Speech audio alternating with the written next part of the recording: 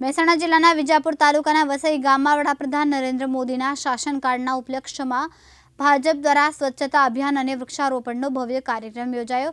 ધારાસભ્ય સીજે ચાવડાની આગેવાનીમાં યોજાયેલ આ કાર્યક્રમમાં ગામમાં સફાઈ અભિયાન ચલાવવામાં આવ્યું તેમજ વૃક્ષારોપણ કરવામાં આવ્યું હતું। કાર્યક્રમ દરમિયાન ધારાસભ્ય સીજે ચાવડા પોતે સફાઈ કામગીરી કરતા અને વૃક્ષારોપણમાં ભાગ લેતા જોવા મળ્યા।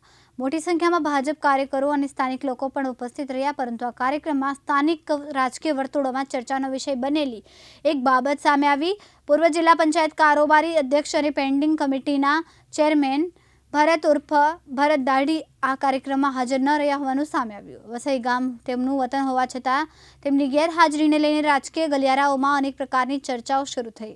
કેટલાક લોકો તેને આંતરિક અસંતોષ સાથે જોડીને જોઈ રહ્યા છે, તો કેટલાક તેમને સામાન્ય ગેરહાજરી ગણાવી રહ્યા છે।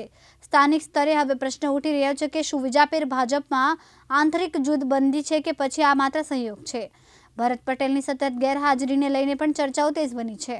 સમગ્ર ઘટનાઓને લઈને પક્ષ તરફથી અથવા સંબંધિત આગેવાનો તરફથી હજુ સુધી કોઈ સત્તાવાર સ્પષ્ટતા કરવામાં આવી નથી। સાહેબ, આજે વડાપ્રધાન 12 વર્ષ પૂરા થવા મુજબ જે પ્રોગ્રામ યોજી રહ્યા છે વિશે શું કહેશો?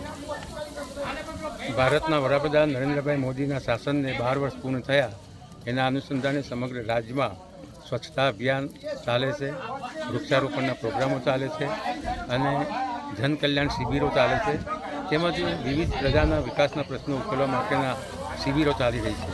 એના ભાગરૂપે આજે વસઈ ખાતે વૃક્ષારોપણનો પ્રોગ્રામ અને સ્વચ્છતાનો પ્રોગ્રામ હતો। એના અનુસંધાને ગામના લોકો પણ ભેગા થયા હતા। ગામના લોકોએ સાથે રહીને સ્વચ્છતા અભિયાનનો ભાગ લીધો અને ગામના લોકોએ એમના જે પ્રશ્નો છે એની રજૂઆત કરી।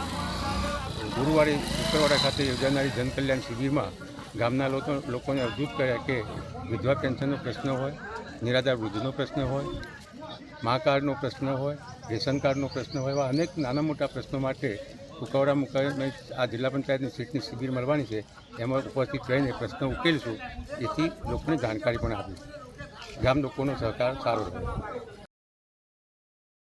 અનુપસિંહ ચાવડા, દિવ્યાંગ ન્યૂઝ, મહેસાણા।